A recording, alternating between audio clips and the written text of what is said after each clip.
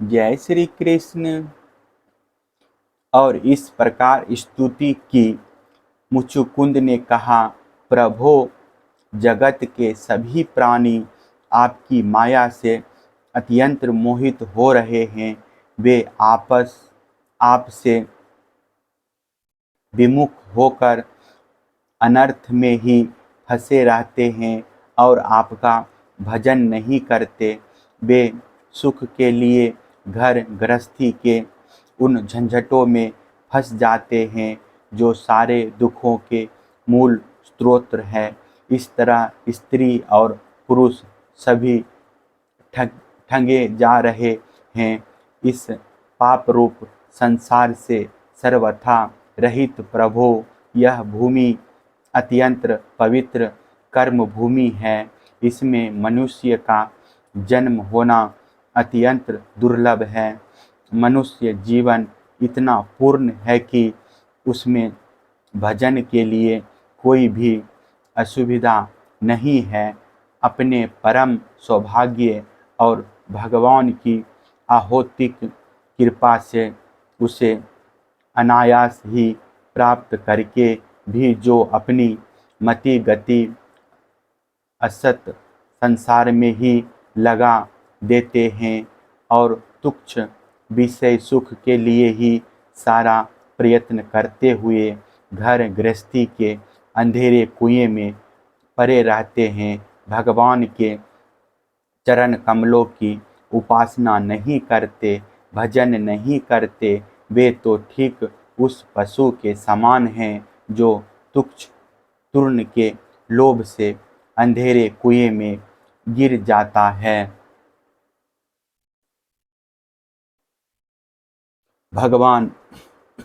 भगवान मैं राजा था। राज्य लक्ष्मी के मद से मैं मतवाला हो रहा था।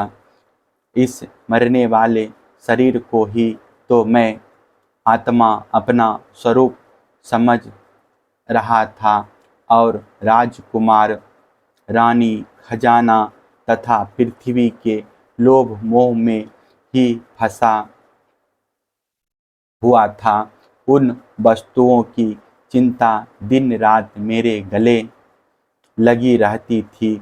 इस प्रकार मेरे जीवन का यह अमूल्य समय बिल्कुल निष्फल व्यर्थ चला गया। जो शरीर प्रत्यक्ष ही घरे और भीत के समान मिट्टी का है और दृश्य होने के कारण उन्हीं के समान अपने से अलग भी है, उसी को मैंने अपना स्वरूप मान लिया था और फिर अपने को मान बैठा था। नरदेव, इस प्रकार मैंने मदान्ध होकर आपको तो कुछ समझा ही नहीं। रथ, हाथी, घोड़े और पैदल की चतुरंगिनी सेना तथा सेनापतियों से घिरकर मैं पृथ्वी में इधर उधर घूमता रहता। मुझे यह करना चाहिए और यह नहीं करना चाहिए, इस प्रकार विविध कर्तव्य और अकर्तव्यों की चिंता में पड़कर मनुष्य अपने एकमात्र कर्तव्य भगवत प्राप्ति से विमुख होकर प्रमत्त हो जाता है, असावधान हो जाता है। संसार में बंध रखने वाले विषयों के लिए उसकी लालसा दिन दूनी रात चौगुनी बढ़ती ही जाती है। परंतु जैसे भूख के कारण जीव लपलपाता हुआ सांप असावधान चूहे को दबोच लेता है, वैसे ही काल रूप से सदा सर्वदा सावधान रहने वाले आप एकाएक उस प्रमादग्रस्त प्राणी पर टूट पड़ते हैं और उसे ले बीतते हैं जो पहले सोने के रथों पर अथवा बड़े बड़े गजराजाओं पर चढ़कर चलता था और नरदेव कहलाता था, वही शरीर आपके आबाद काल का ग्रास बनकर बाहर फेंक देने पर पक्षियों की विष्ठा, धरती में गाड़ देने पर सड़क का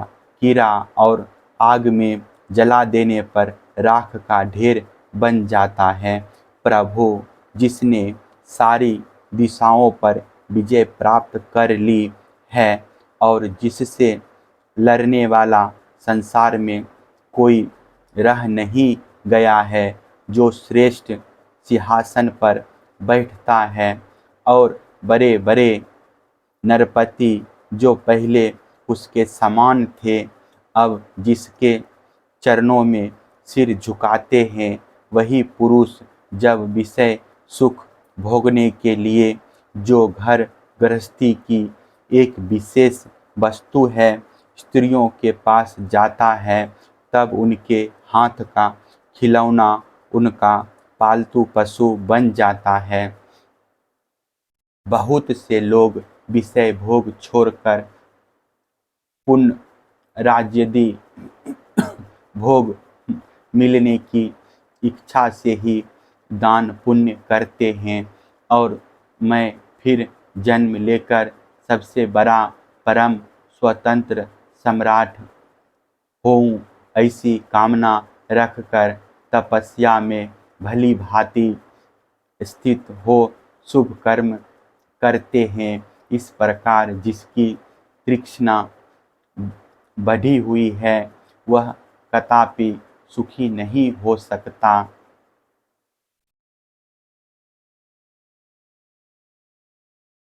अपने स्वरूप में एक रस स्थित रहने वाले भगवान जीव अनादिकाल से जन्म मृत्यु रूप संसार के चक्र में भटक रहा है। जब उस चक्र से छूटने का समय आता है, तब उसे सत्संग प्राप्त होता है। यह निश्चय है कि जिस क्षण सत्संग प्राप्त होता है, उसी क्षण संतों के आश्रय कार्य कारण रूप जगत के एकमात्र स्वामी आप में जीव की बुद्धि अत्यंत दृढ़ता से लग जाती है।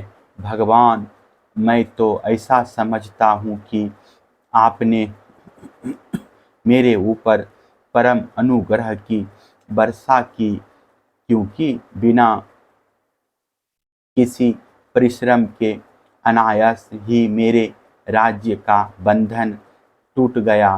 साधु स्वभाव के चक्रवर्ती राजा भी जब अपना राज्य छोड़कर एकांत में भजन साधन करने के उद्देश्य से वन में जाना चाहते हैं, तब उसके ममता बंधन से मुक्त होने के लिए बड़े प्रेम से आपसे प्रार्थना किया करते हैं। अंतर्यामी प्रभु, आपसे क्या छिपा है? मैं आपके चरणों की सेवा के अतिरिक्त और कोई भी वर नहीं चाहता, क्योंकि जिनके पास किसी प्रकार का संग्रह परिग्रह नहीं है अथवा जो इसके अभिमान से रहित हैं, वे लोग भी केवल उसी के लिए प्रार्थना करते रहते हैं।